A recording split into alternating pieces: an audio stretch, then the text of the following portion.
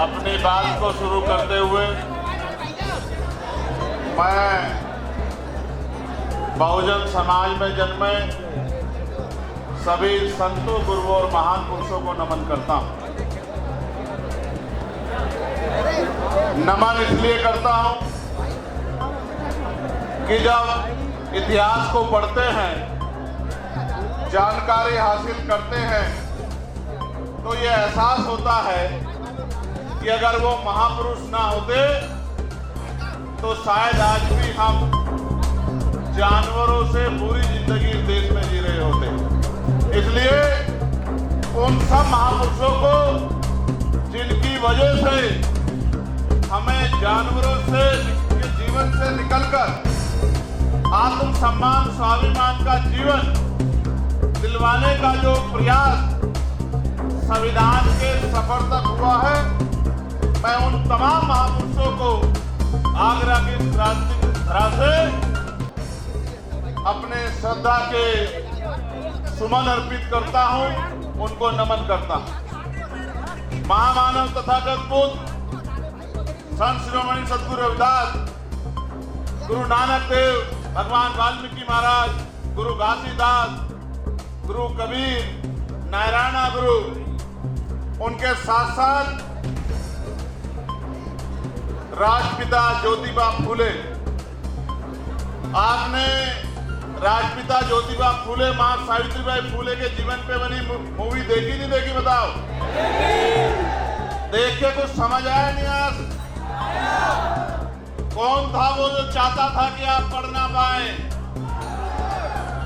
कौन था जो चाहता था कि आप मुख्य धारा में ना आ पाए? और कौन था जो चाहता था कि आप जानवरों के जिंदगी से निकल के और इंसानों की जिंदगी प्राप्त करें? प्यारे साथियों, मैं इस क्रांति धरा से एक बार पुनः राष्ट्रपिता ज्योतिबा फूले और मां सावित्रीबाई फूले और सम्राट अशोक को बहुत बहुत नमन करता हूं। प्यारे साथियों, छत्रपति साहू जी महाराज जो आरक्षण के जन्मदाता थे, जिन्होंने 1902 में आरक्षण की व्यवस्था की कमजोर वर्गों के लिए, डॉक्टर बाबा साहब अम्बेडकर जो नारियों के मुक्तिदाता थे, गरीबों के भाग्य विधाता थे, जिन्होंने संविधान लिखकर आपको, मुझे और मुझ जैसे करोड़ों लोगों को, इस देश की तमाम जातियों की महिलाओं को मुख्य धारा में आने का, डॉक्टर, इंजीनियर, IAS, IPS, वकील, जज, विधायक, सांसद, मंत्री, मुख्यमंत्री, प्रधानमंत्री, राष्ट्रपति बनने का अगर अधिकार किसने दिलाया, ऐसे डॉक्टर बाबा साहब अम्बेडकर को हम लोग नमन करते हैं। बाबू जगदेव प्रसाद कुशवाहा को, जननायक कपूरी ठाकुर को, चौधरी महाराज सिंह भारती को, महामना राम सिंह वर्मा को, संत राम BA प्रजापति जी को, परमानंद लोधी जी को, मां फातिमा शेख को, मां अवंतिका बाई लोधी को, मां झलकारी बाई को, तमाम वो वीरांगनाएं जिनका योगदान रहा है, मां अहिल्याबाई होलकर, मान्यवर दीना भाना वाल्मीकि जी और मान्यवर साहब श्री काशीराम जी को भी मैं उनके चरणों में नमन करता हूं। प्यारे साथियों, आगरा से मेरा लगाव बहुत गहरा, आगरा से मेरा प्यार भी बहुत गहरा है।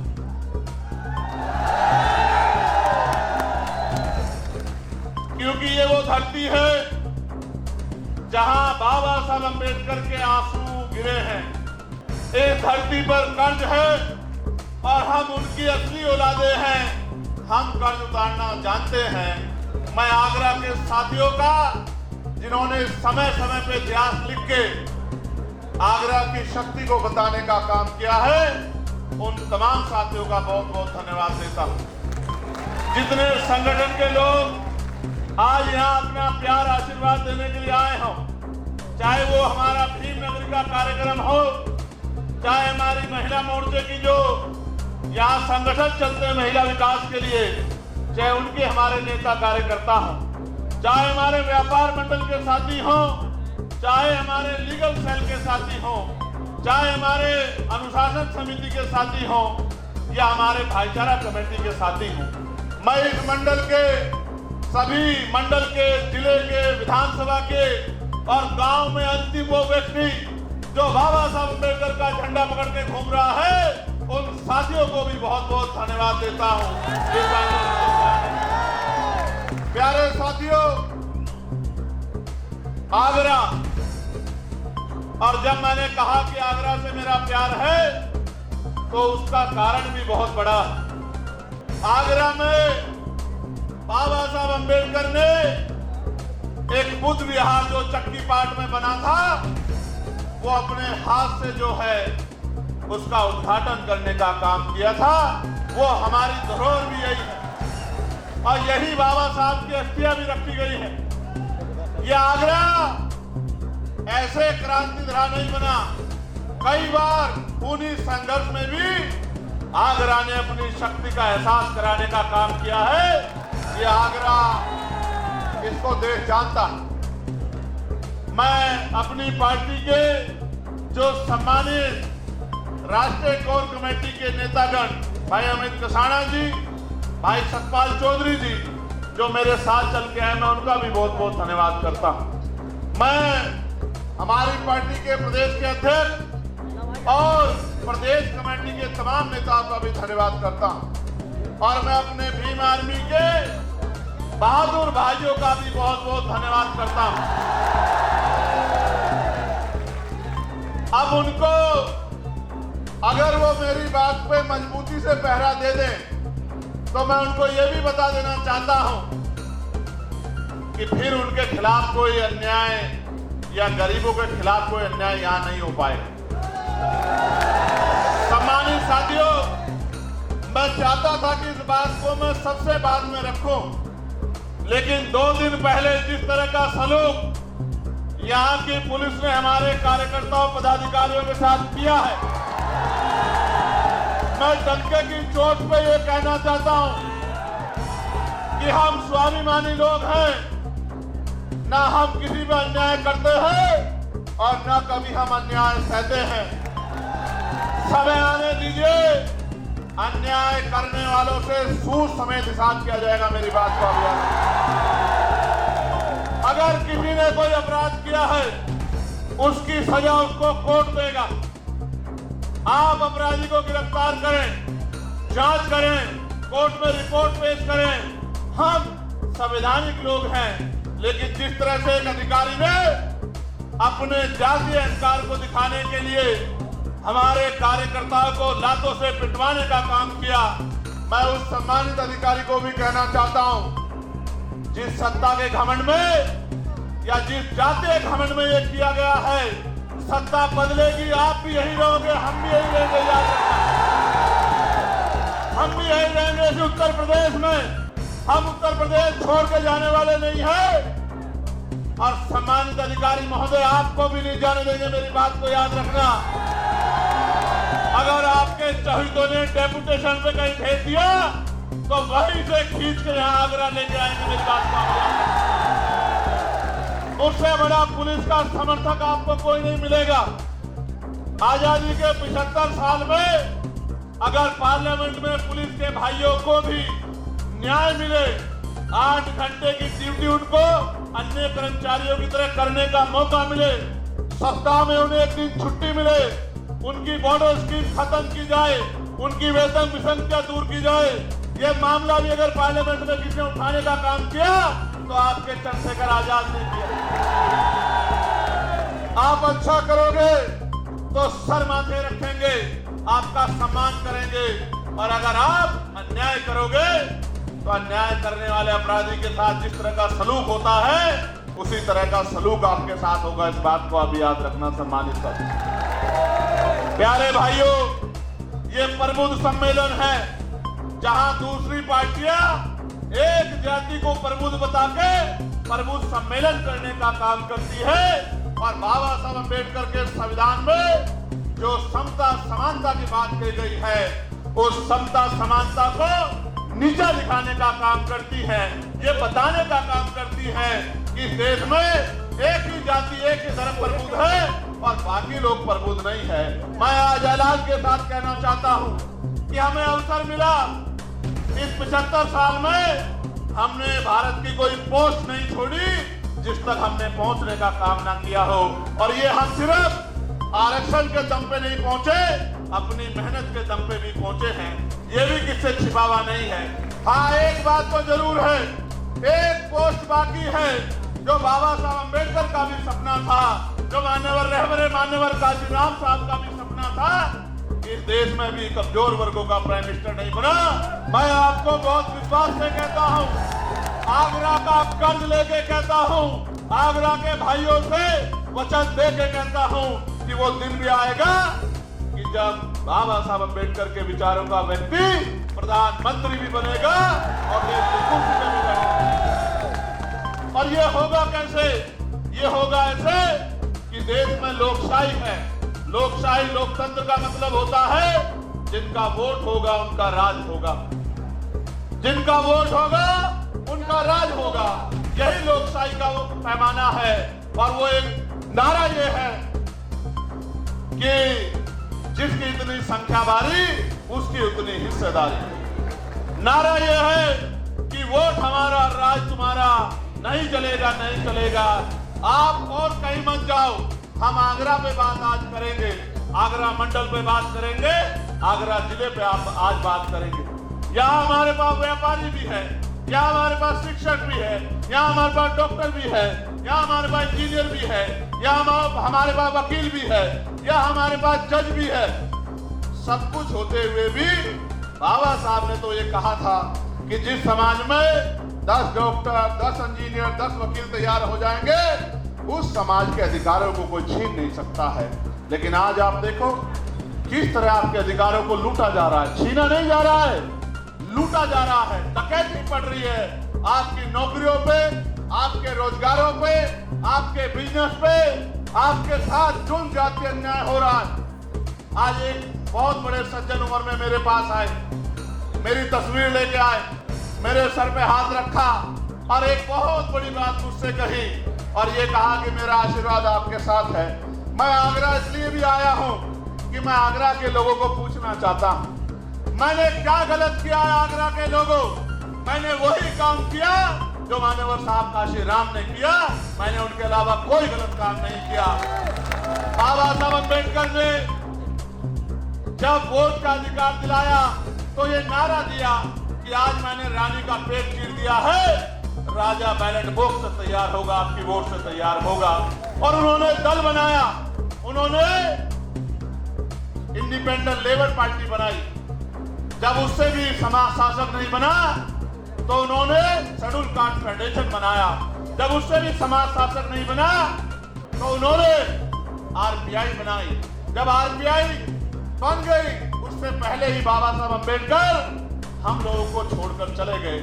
आरपीआई बन गई, मान्यवर काशीराम साहब आरपीआई के आंदोलन को आगे बढ़ाना चाहते थे। वो क्लास 1 के अधिकारी थे, डीआरडीओ में साइंटिस्ट थे, नौकरी छोड़ दी, परिवार छोड़ दिया, शादी नहीं कराई, सारी संपत्ति को त्याग दिया और भूखे प्यासे समाज को समझाने निकल गए। जब वो समाज को समझा रहे थे तो समाज कांग्रेस को वोट देता था, अन्य पार्टियों को वोट देता था। जब काशीराम समझाने जाते थे मान्यवर तो हमारे लोग ये कहते थे कि काशीराम आगे हैं और हमें शासक बनाने की, हुक्मरान बनाने की बात कर रहे हैं। इन्होंने अपनी तो नौकरी छोड़ दी है और हमारे बच्चों के नौकरी के रास्ते भी बंद करना चाहते थे। साहब ने घर घर जाकर समझाया, अपमान भी सहा, तिरस्कार भी सहा, आरोप भी सहे। यही दूसरी पार्टियों में लोग उनको सीआईए का एजेंट कहते थे। तमाम परेशानियां उठाने के बाद उन्होंने अपना लक्ष्य नहीं छोड़ा और जब आरपीआई ने मौका नहीं दिया तो उन्होंने अपनी पार्टी बनाई, अपना संगठन बनाया, समाज की जड़ें पैदा की, घर घर जाके लोगों को जगाया, गिरे पड़े समाज में नेता बनाने का काम किया। और आज उनकी बदौलत उनसे सीख लेके मेरे जैसे लोग, आपके जैसे लोग तैयार होके पिछले आंदोलन में आहुति देना चाहते थे, उसी आंदोलन को कामयाब करना चाहते थे, उसी आंदोलन को दिल्ली ले जाना चाहते थे। लेकिन जब उन्होंने दरवाजे बंद कर लिए तो समाज की रक्षा के लिए और महापुरुषों के कारवा को आगे बढ़ाने के लिए, बाबा साहब अम्बेडकर के वोट के अधिकार की रक्षा करने के लिए और जुल्म जाति को रोकने के लिए हमने भी संगठन बनाया, समाज की सेवा की, जेलें काटी, लाठियां खाई, दांत तोड़ दिए गए, रीढ़ की हड्डी तोड़ दी गई, तमाम तरह के जुल्म किए, इनसे भी पेट नहीं भरा तो गोली चलाई गई। आप सबके सहयोग आशीर्वाद से और महापुरुषों के आशीर्वाद से गोली से भी बच गया, फिर संघर्ष करता रहा, जान की परवाह नहीं की। साथियों ने मदद की, एक एक पैसा जुटाया, नगीना में चुनाव लड़के आपकी आवाज को बुलंद करने का काम किया, पार्लियामेंट में आपकी आवाज को उठाने का काम किया। जब मान्यवर काशीराम साहब ने बाबा साहब की बात को आगे बढ़ाने के लिए आरपीआई में मौका न मिलने के बाद बाबा साहब के रास्ते को, बाबा साहब के सपने को, बाबा साहब के संघर्ष को आगे बढ़ाने के लिए जब उन्होंने पार्टी बनाई तो मैंने भी, जब पिछले आंदोलन ने मौका नहीं दिया, तमाम तरह के आरोप लगाए, आपकी रक्षा सुरक्षा के लिए, आपके हक अधिकारों के लिए आजाद समाज पार्टी के रूप के नाम पर दल बना के आपकी शक्ति बनाने का काम किया। और आप ये बताओ, जब व्यापारी भाइयों ने मुझे एक डिमांड भेजी कि भैया टैक्स में छूट होनी चाहिए, तो बताओ आगरा के साथियों, मैंने उस आवाज को उठाने का काम किया है नहीं किया, और आपकी मदद कराने का काम किया नहीं किया। सम्मानित मेरे भाइयों, कह रहा हूं, अभी तो एक आदमी आपका पार्लियामेंट में गया है। अगर आप ताकत बना दोगे आने वाले समय में, तो आगरा के जो जूता व्यापारी हमारे भाई हैं, इनकी एक एक डिमांड को एक ही दिन के अंदर पूरा कराने का काम करूंगा, ये मैं आपको विश्वास दिलाता हूं। प्यारे भाइयों, जब यहाँ पर बुद्ध विहार को तोड़ने के लिए रेलवे ने नोटिस दे दिया, आप ये बताओ पार्लियामेंट में उसकी आवाज उठा के वो बुद्ध विहार रुकवाने का काम किया नहीं किया, आप लोग मुझे बताओ। और मैंने मंत्री जी से मिलकर कहा कि आप अभी आगरा को जानते नहीं हो, मैं आगरा को जानता हूं। आगरा के लोगों का जब दिमाग खराब होता है तो आगरा से दिल्ली दूर नहीं है। प्यारे साथियों, याद है ना बाबा साहब ने क्या कहा था? 18 मार्च 1956 को इसी आगरा की धरती पर उन्होंने कहा था कि मुझे मेरे पढ़े लिखे लोगों ने धोखा दिया है। मैं इस समाज को, इस कारवा को जहां तक पहुंचाना चाहता था वहां तक नहीं पहुंचा पाया, और अपने बच्चों से अनुरोध करके कहा कि अगर आप इसको आगे नहीं बढ़ा सकते तो इसको पीछे मत जाने देना मेरे बच्चे। आज आप बताओ, कारवा आगे गया है या पीछे हटा? ईमानदार से बताओ। नहीं, मैं समझता हूं कि आपको गंभीरता सोचना चाहिए कि कारवा आगे इसलिए नहीं गया कि आज भी जाति धर्म के आधार पर जुल्म जाति अन्याय अत्याचार जारी है, और आज भी हम लोग रोटी रोटी के लिए मोहताज हैं। आज भी हमारी बहनों का अपमान होता है। अभी आपको कुछ दिन पहले याद होगा कि मुझे मथुरा आना पड़ा था। क्यों आना पड़ा था मथुरा? पता है नहीं पता है, लेकिन मैं उस परिवार का भी धन्यवाद दूंगा जिसने मेरी बात को मानकर उन दोनों बच्चों को जो है सम्मान का जीवन दिलाने का काम किया। इसके लिए भी मैं डॉक्टर बाबा साहब अम्बेडकर को धन्यवाद देता हूं, मान्यवर काशीराम साहब को धन्यवाद कि उन्होंने उनके संघर्ष से, उनके रास्ते पर चल के आज समाज में ये प्यार विश्वास तो पैदा हो गया है कि जो बात हमारा भाई कह रहा है हमें उसको मानना चाहिए। मैं जानता हूं कि ये जगह छोटी है और लोग ज्यादा हैं, मैं इस बात को मानता हूं, लेकिन मैं आपके संघर्ष, आपकी ताकत को भी जानता हूं। अगले 30-40 मिनट इसी तरह से डटे रहिए कि लोगों को ये पता लग जाए कि अब समय बदलने वाला है, अब गरीबों के घरों में भी रोशनी पहुंचेगी, अब समय बदलने वाला है। प्यारे साथियों, बाबा साहब ने और कुछ भी कहा था जिसकी तरफ मैं आपका ध्यान आकर्षित करूंगा। 18 मार्च 1956 को उन्होंने कहा, अब मैं बूढ़ा हो चला हूं, बीमार रहता हूं, जहां तक लोगों को जगाना चाहता था ग्रामीण क्षेत्रों तक जगह नहीं पाया हूं। मैं अपने चारों तरफ देखता हूं, एक भी ऐसा नौजवान दिखाई नहीं देता जो इस तंबू का बंबू बन के इस आंदोलन को आगे बढ़ा सके।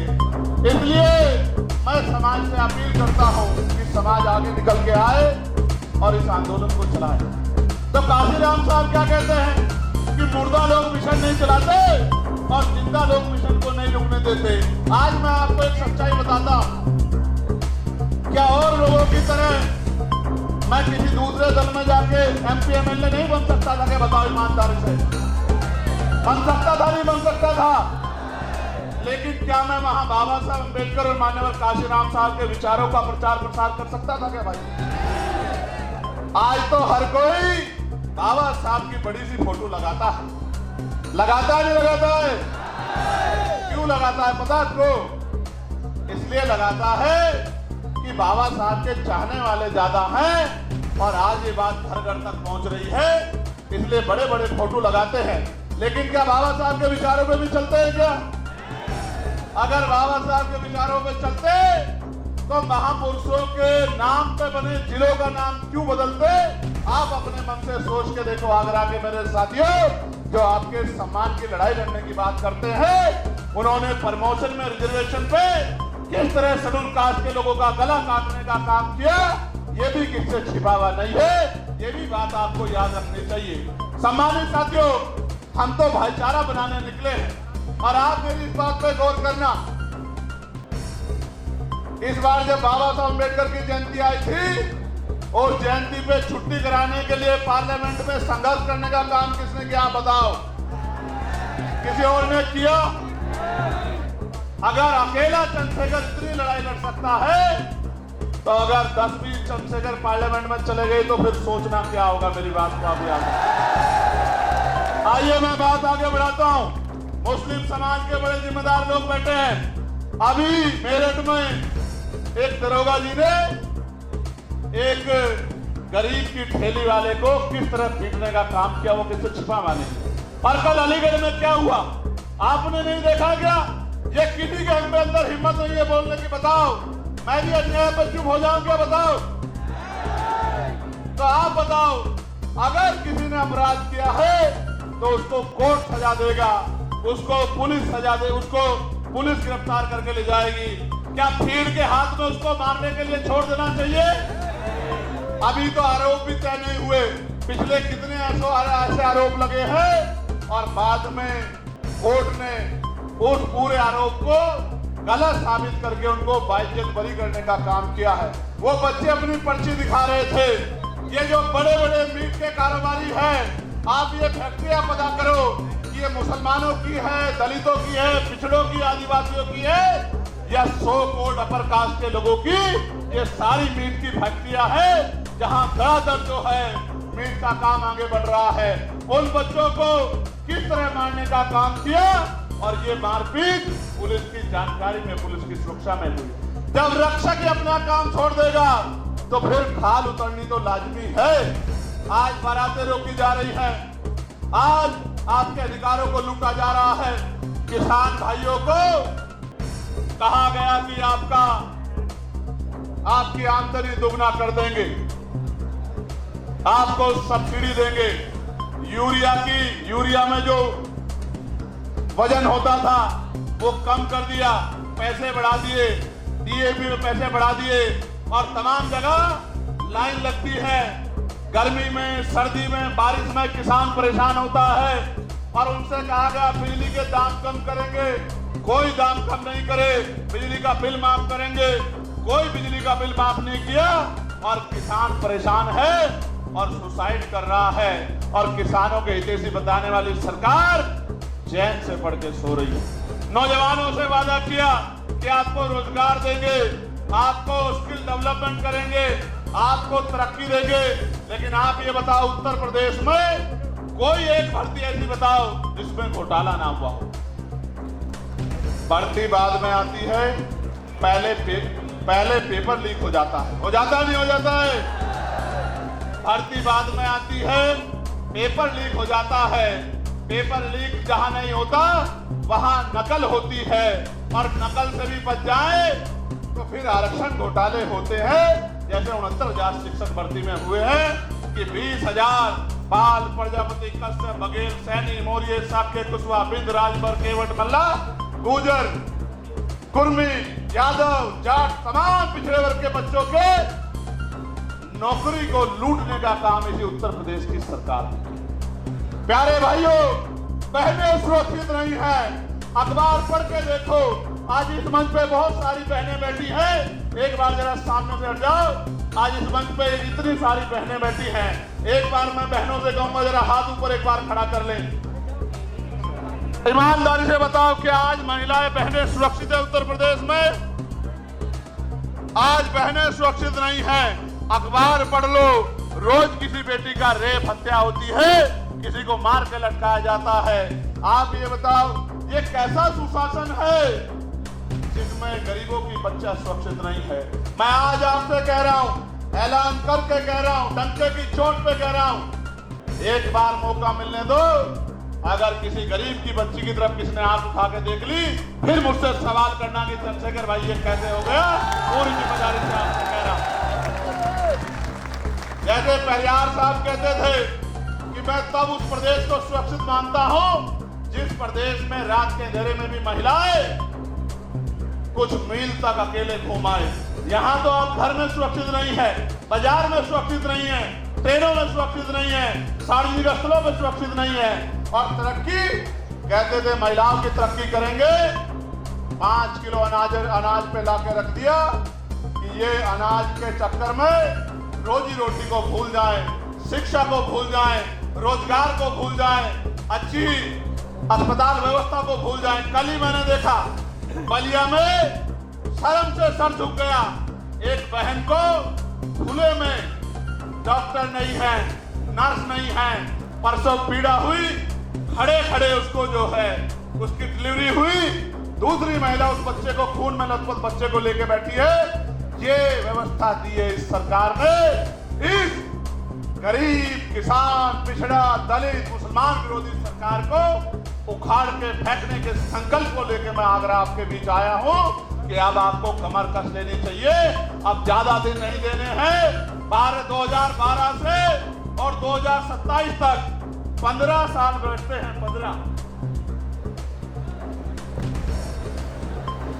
15 साल बैठते हैं।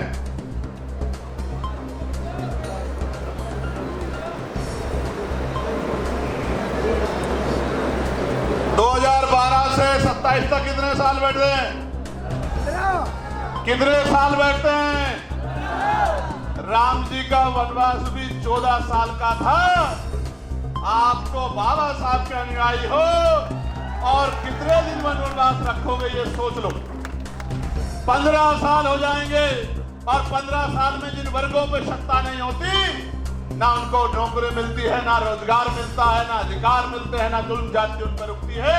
काजीराम साहब कहा करते थे, जिनकी सत्ता नहीं होती उनकी बहन बेटियों पर अत्याचार होता है, उनकी बहन बेटियों पर जुल्म होता है। जिनकी सत्ता नहीं होती उनकी तरक्की के रास्ते रुक जाते हैं। आज आप महसूस करके देखो कि क्या हो रहा है।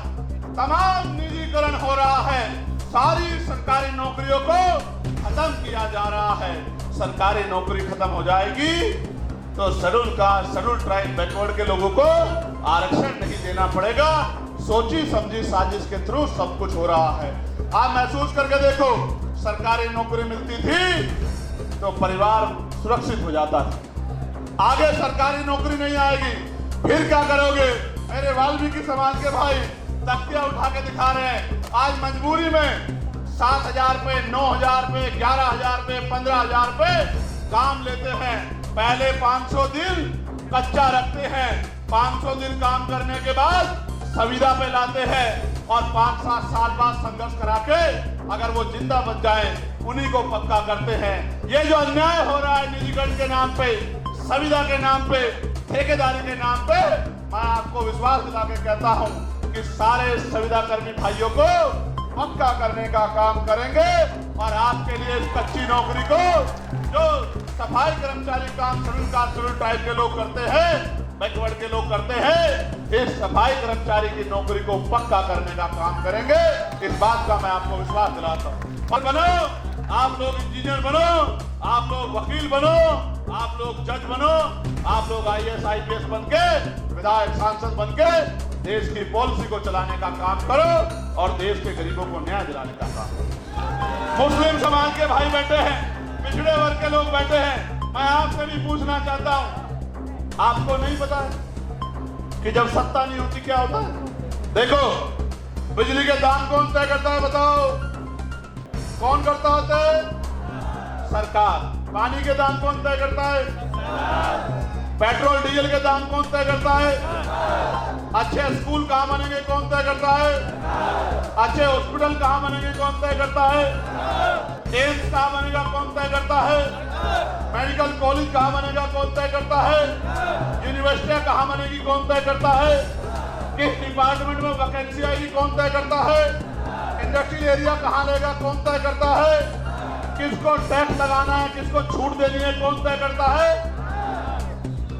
जब सब कुछ सरकार करती है तो आप ये समझो कि पिछले 15 साल से 27 में आप लोग सत्ता से बाहर हो, तो फिर जुल्म ज्यादती नहीं होगी तो आपके साथ क्या होगा? आज मैं आपको विश्वास दिला कहता हूं, आगरा के मेरे भाइयों, व्यापार मंडल के साथियों, भीम नगरी के साथियों, तमाम संगठनों के साथियों, पूरा मुस्लिम समाज आपकी तरफ देख रहा है कि अगर ये शेड्यूल कास्ट के लोग, शेड्यूल ट्राइब के लोग, बैकवर्ड के लोग चंद्रशेखर के साथ, आजाद समाज पार्टी के साथ खड़े हो जाए तो हम बाकी दलों को लात मार के चंद्रशेखर आजाद के साथ जाके खड़े हो जाएंगे। ये बात आज सबके मन में है। आप कहीं जाके पूछो, जिन पार्टियों को वोट देते थे थक गए उन पार्टी को वोट देते हुए, और उन पार्टियों से उत्तर प्रदेश की सत्ता भी नहीं हटाई जा सकती। सत्ता तब हटेगी जब शेड्यूल कास्ट, बैकवर्ड और मुस्लिम इकट्ठा होगा। खाली एक जाति के वोट से नहीं हट सकती है।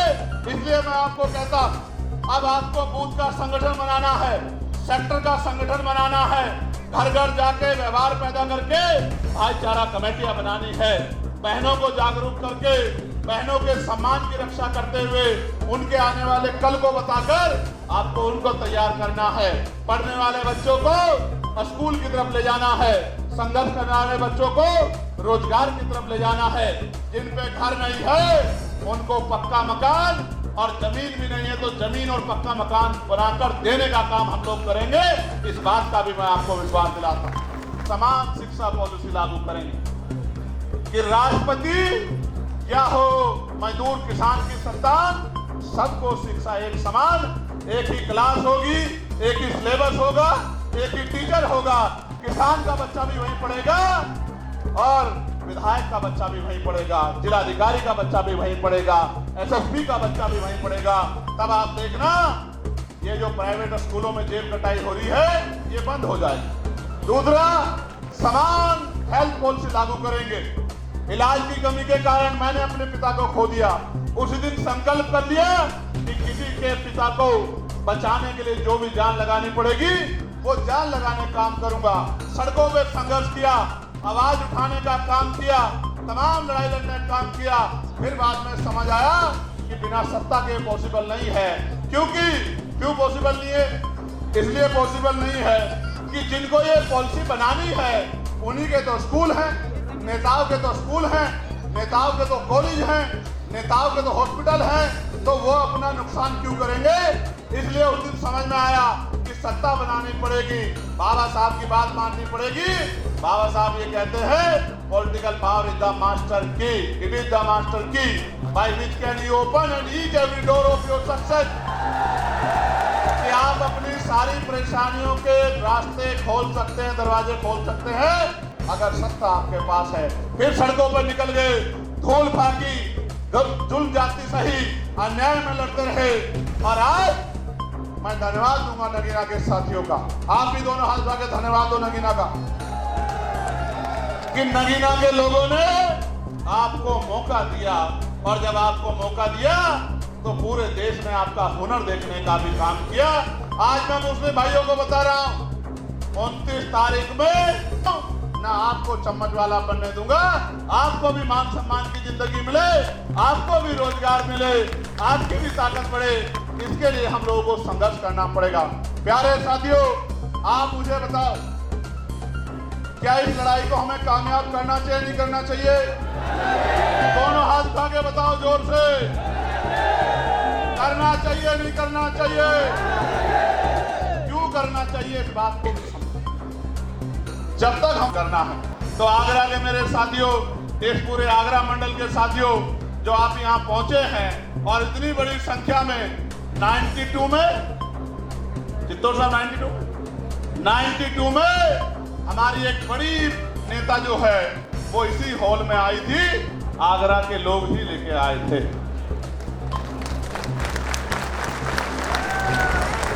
अब उनको आप 92 में इस हॉल में लेके आए, फिर आपने उनको ताकत भी दी। अब मैं आपसे पूछना चाहता हूं, इस हॉल में तो मुझे ले आए हो, ताकत दोगे नहीं दोगे ये भी बताओ।